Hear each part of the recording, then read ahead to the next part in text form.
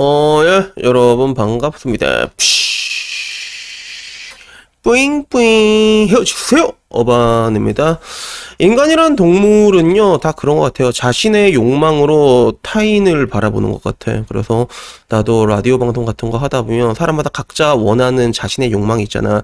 그걸 저한테 그대로 투영을 시키거든. 그래서 어머님 제발 장가 좀 가주세요 이런 사람들도 있고, 반대로 어머님 제발 지금처럼 그냥 계속 혼자서 잘 사는 모습으로 보여주세요 이런 사람들도 있고, 어머님 제발 일본 여자랑 국제 결혼해주세요 이런 사람도 있어. 그래서 뭐 내가 뭐 앞으로 어떻게 될지 모르겠지만, 사실 저는 그래도 결혼에 대해서는 좀 사실 긍정적으로 보고 있잖아. 그래서 그때 썰남이 형 인터뷰 때문에 내가 진짜 뭐 이제 비혼론자 이런 사람 되게 많은 건데, 썰남 형이랑 토론은 우리 그냥 그 주사위로 결정한 거라니까요. 그런데 우리 이거 할래요 저거 할래요 그래가지고 내가 이거 할게 그럼 내가 이거 할게 이렇게 정해진 거야. 그래서 만약에 내가 결혼을 찬성적으로 얘기했다면 나도 썰남이 형처럼 약간 비슷한 얘기를 했겠지. 그런 건데, 근데 그걸 떠나가지고 일단은 제가 얘기하고 싶은 건 뭐냐면, 그래도 내가 이때까지 살면서 여러 사람들을 만나본 결과 내가 느낀 건, 그래도 사람이 이것저것 다 해보는 게, 다 해본 사람들이 확실히 인생의 후회가 제일 적더라고요. 왜냐하면 사람은 자기가 가지지 못했던 것들에 대해서 열망한 것들이 있잖아. 그렇기 때문에 결혼이란 걸 안 하면 안 하는 대로 분명히 후회하게 되고, 뭐 한 사람도 한 사람대로 후회를 하겠지만 근데 안 해도 결국에는 후회를 한다는 거야. 그리고 이 부분에 대해서 제가 생각을 했을 때 뭐 시기에 따라서 약간의 차이점은 있죠. 그래서 예를 들어 40대가 됐을 때는 똑같은 조건이면 40대 남자, 40대 여자 둘 다 시집장가를 못 갔잖아. 그러면 40대 여자가 조금 더 불쌍하게 보이는 건 분명히 있거든. 근데 이 싸움의 마지막은 할머니들이 이긴다고 했잖아. 내가 이때까지 살면서 보니까 할머니들은 늙잖아. 혼자서 오질나게 잘 살아요, 진짜.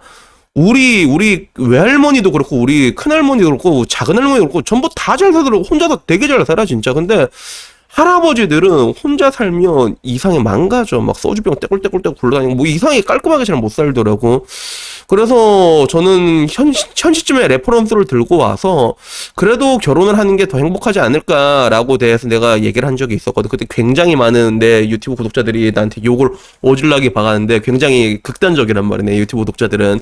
근데 오늘은 여기에 대해서 내가 어떻게 생각이 조금 변한 게 아니라, 앞으로는 이 결과가 다르게 나타날 수 있겠구나라는 것들에 대해서 제가 느끼게 돼가지고 여기에 대해서 이야기를 하게 됐습니다. 이 생각을 하게 된 게 뭐냐면, 나이가 들어서 결혼을 안 하면 후회한다라는 게 현 시점의 레퍼런스에 제가 맞춰서 얘기를 한 거잖아요. 그게 일반적으로 결혼을 하는 사람의 만족도가 되게 높거든, 솔직히. 특히 남자들이 더 높아. 여자보단 그런 경향이 있단 말이야. 내 통계 본 사람 알 거야. 근데 문제는 그게 현 시점이라는 거죠. 현 시점. 나중에 시간이 지나고 나서 세상이 변하게 되면 이 풍토가 달라질 수가 있잖아. 세상은 빠르게 변하니까. 근데 여기에 부합하는 뉴스가 나온 거예요. 그게 MBC에서 나왔는데, 나 혼자 살고 있는 삶에 대해서 만족하고 있는 사람들이 점점 늘어나고 있더라고. 그래서 나도 몰랐는데 서울 시내 38개의 동이 1인 가구가 50% 이상이래요. 그래서 이 중에 가장 대표적인 그런 이제 솔로 1인 가구의 동네가 뭐냐면 신림동이 그렇다 하더라고. 그리고 신림동 하면 누구다? 누구긴 누구야? 직모지, 그치? 신림의 왕 직모가 사는 이 동네가 1인 가구 50% 이상 이렇게 나왔는데, 근데 문제는 이 1인 가구로 살면서 만족하느냐, 삶의 만족도가 어떻느냐라는 질문에 대한 만족도가 많이 올라갔다는 거예요. 그래서 2017년 기준으로 73.2%가 만족을 했다면 2021년인 지금은 86.2%가 만족을 한 거예요. 13%가 올라가게 된 거죠. 그리고 향후 원하는 가정의 형태도 과거의 1인 가구 같은 경우는 그래도 나중에 향후에 결혼하고 싶다가 높았다면 지금은 그게 반대로 됐어. 앞으로 시간이 지나도 혼자 살기를 바란다가 이제 올라가게 된 거야.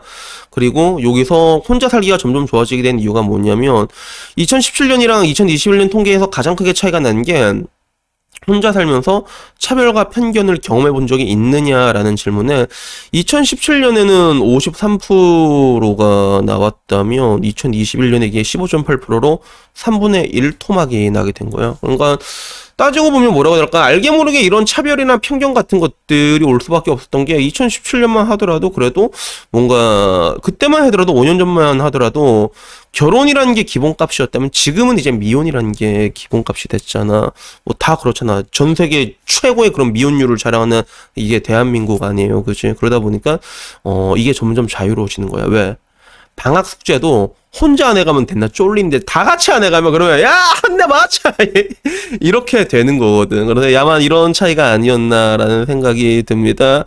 그래서 결국에는 이 1인 가구가 굉장히 많이 돌파하고 있고 청년도 노인도 결국엔 혼자 살고 있는데 근데 정작 이 혼자 살고 있는 사람들의 대한 만족도는 더 올라갔다는 거예요. 그래서 안타까운 게 이게 표본이 서울에 살고 있는 1인 가구 3천 가구를 대상으로 했거든요. 그래서 이게 좀 디테일하게 성별과 나이로 나눠져 있지는 않지만 근데 전반적으로 남자든 여자든 젊은 놈이든 늙은 사람이든 만족도는 점점 올라가고 앞으로도 혼자 살기를 원한다라는 사람들이 되게 높아졌다는 거죠. 그리고 이걸 보고 내가 느낀 건 뭐였냐면 이게 이 모습이 진짜 과거의 일본 사토리 세대와 정말로 유사하다라는 느낌이 들었어. 그래서 일본 사토리 세대 많이 들어봤을 거야. 깨달음의 세대, 득도의 세대라고 해서 그런 뭔가 이제 욕망하지 않는 세대를 말하는 건데 이게 나이로 따졌을 때는 저보다 한 10살 어린 애들 이런 사람들 사토리 세대라고 하거든. 근데 얘네들을 왜 득도의 세대라고 부르냐면 2010년 기준으로 일본 내에서도 일본의 국민생활 만족도를 조사를 했는데 여기에 20대 70.5%가 나는 지금 행복하다고 응답을 한 거야. 이 70.5%가 일본 그 버블 경제 시대, 경제가 가장 호황이었던 시대보다 훨씬 높게 나온 거였거든. 그때는 모든 게 풍요로웠던 시대인데 그 이후로 디플레가 왔고 잃어버린 뭐 20년이니 30년이니 성장하지 않는 거야. 디플레는 디플레 나름대로 굉장히 괴롭단 말이야. 그래서 벤 버냉키가 뭐라고 얘기했어. 옛날에 연준 의장이 야 디플레가 오면 엿된다고 헬리콥터에서 돈 뿌려야 된다고 이런 얘기까지 했단 말이야. 이 일본에 벤 버냉키가 옛날에 일본에서 좀 오래 있었거든. 근데 정작 사람들이 인생에 대한 기대치가 낮아진 그때 들어서야 행복도가 더 높아지는 이런 것들을 경험하게 된 건데 지금 제가 보기에는 대한민국이 이런 것들이 아닌가 이런 모습들이 아닌가 굉장히 유사하다는 생각이 들더라고. 물론 한국은 아직 다른 게 진정한 저성장이 오지도 않았어. 진정한 저성장이 오지도 않았지만 근데 지금도 충분히 뭔가 연애적인 부분이나 이런 것들을 봤을 때 사회적으로 거절당하고 있잖아. 그지?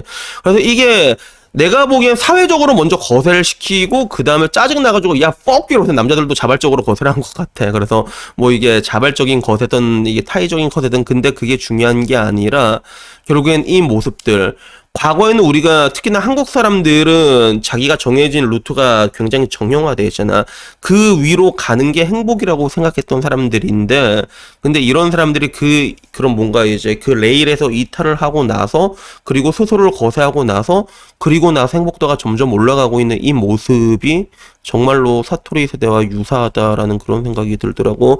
그러니까 뭔가 되게 안타깝긴 안타까운 것들이지. 더 이상 욕망하지 않게 되었을 때 더 행복하게 되었다는 게 슬프다면 슬프다고 할 수 있지만 근데 이러나 저러나 좀 말하는 게 제가 항상 말하잖아요. 정신승리든 뭐든 간에 여러분 인생에서 여러분 스스로가 빅토리를 외칠 수 있으면 전 그것도 충분히 좋다고 생각을 하거든요. 그리고 그런 관점에서도 나도 이게 얘기해 주는 게 좀 이제 가성비 넘치게 행복하게 사는 법에 대해서 얘기를 하잖아. 그게 뭐다?